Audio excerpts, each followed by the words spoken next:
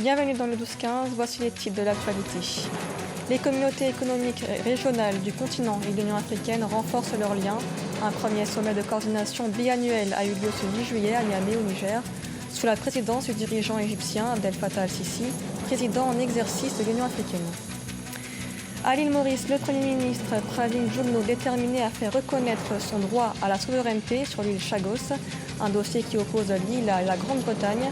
Pravin Gordhan appelle au retour des Chagossiens sur leur territoire. Et puis au Togo, le Profima, un projet pour le financement du secteur agricole, prévoit d'injecter 20 milliards de francs CFA au secteur agricole, une somme pour rendre la filière plus professionnelle. Mais d'abord, au Zimbabwe, inculpation ce mardi de Job Sikala, député du principal parti d'opposition, le MDC. Il est soupçonné d'avoir envisagé de renverser le gouvernement de façon anticonstitutionnelle. D'après les accusations qui pèsent contre lui, le responsable du MDC aurait déclaré lors d'une réunion politique que son parti pourrait renverser le président Emmerson Mnangagwa avant les élections présidentielles prévues en 2023, des accusations qu'il nie selon son avocat.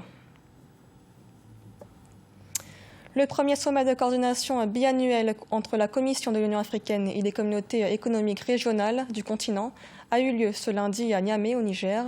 Une rencontre au lendemain du sommet de l'Union africaine. L'objectif de la rencontre, promouvoir l'intégration africaine à travers la mise en place d'un plan d'action. On fait le point avec notre envoyé spécial, Sadou Alizé Mokhtar.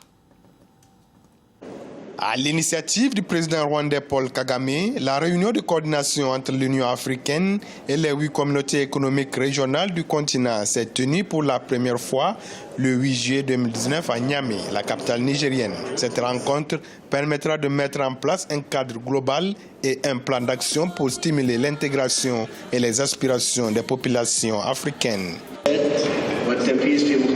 Nous devons sortir des sentiers battus pour nous doter de politiques d'intégration, en plus de la nécessité de nous doter d'une vision stratégique et politique dans le cadre de la répartition du travail.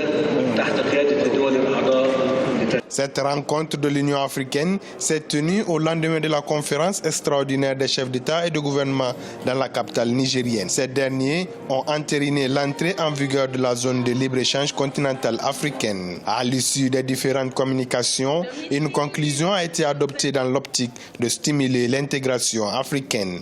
Les communautés économiques régionales occupent une place centrale dans l'intégration et le développement. Elles constituent les piliers sur lesquels le continent doit pouvoir construire l'Afrique que nous voulons, celle de l'agenda 2063. Elles sont censées être des plateformes d'harmonisation des politiques entre les États membres au niveau régional et continental. Cette rencontre de coordination offrira ainsi une opportunité pour consolider l'harmonisation et la cohérence dans le cadre de travail entre l'Union africaine et les 8 communautés économiques régionales du continent. Les îles Chagos, au cœur d'un litige qui dure depuis 5 décennies entre l'île Maurice et la Grande-Bretagne.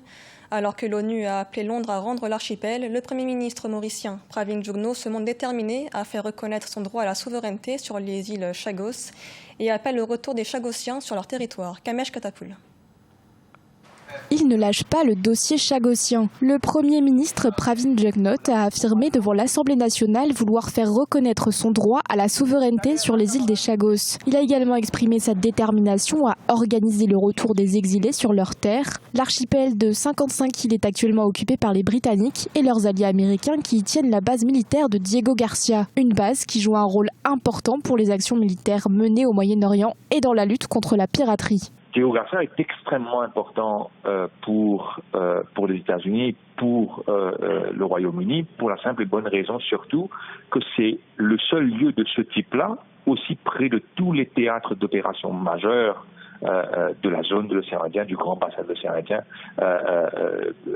Donc il est quasiment impossible de trouver une solution de rechange.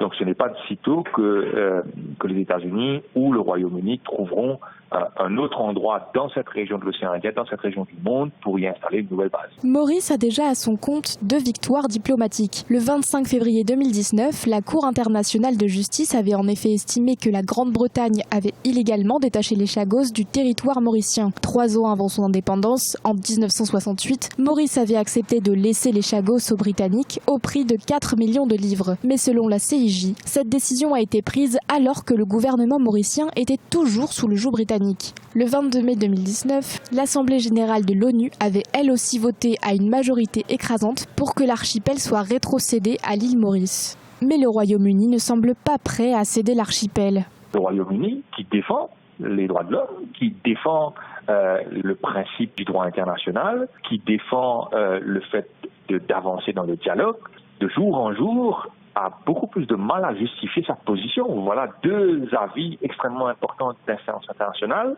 que la Grande-Bretagne ne semble pas très encline à respecter. Je pense que le débat est en train d'être porté sur le terrain moral également. Est-ce que moralement, la Grande-Bretagne, le Royaume-Uni, a la possibilité de continuer à dire que Maurice n'a pas sa souveraineté sur les Chagos?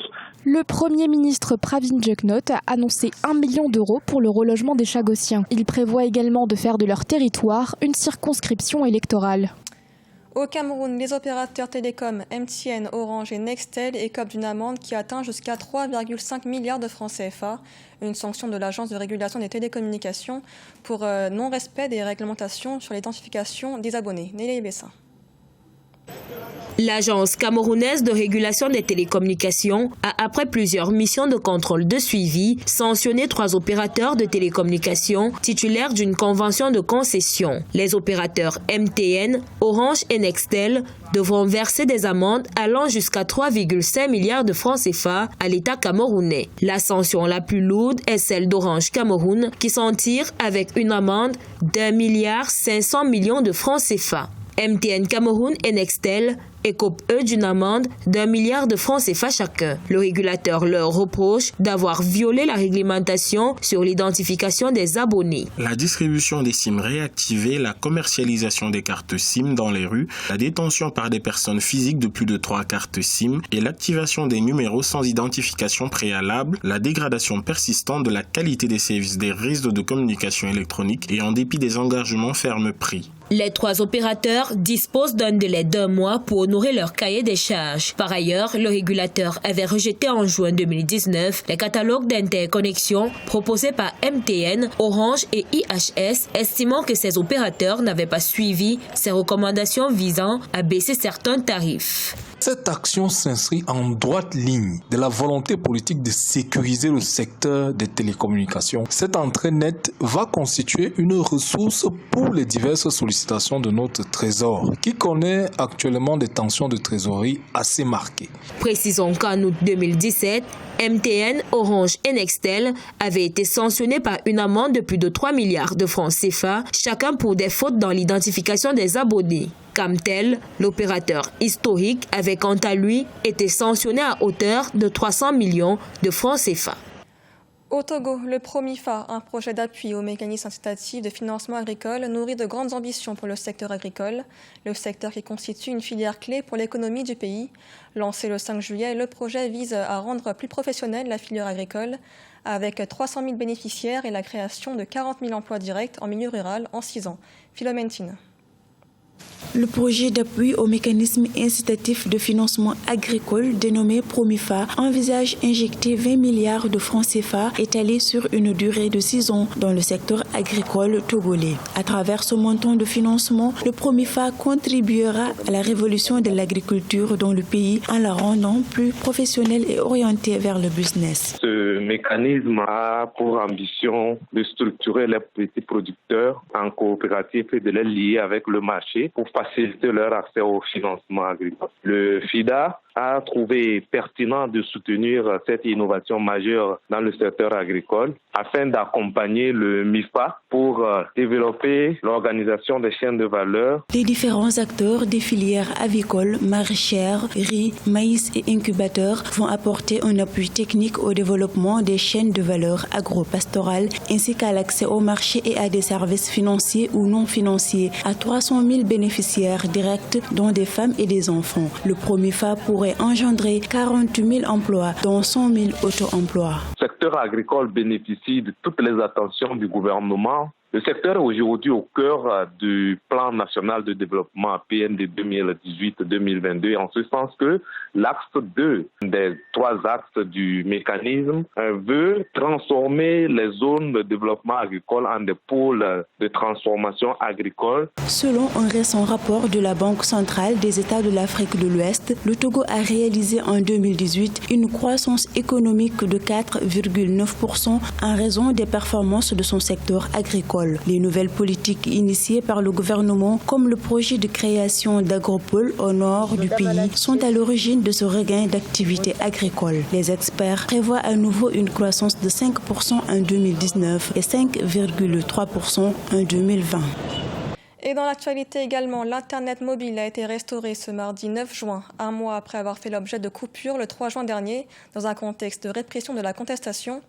La coupure concernait également les lignes de connexion Internet terrestre, restaurées quelques jours plus tard. Un blocage que le Conseil militaire justifie par la menace que constituent, selon lui, les réseaux sociaux pour la sécurité du pays, après avoir joué un rôle dans la mobilisation de la contestation depuis décembre 2018. Ce journal a été réalisé par l'ensemble de la rédaction. Merci de l'avoir suivi. L'actualité continue sur Africa 24.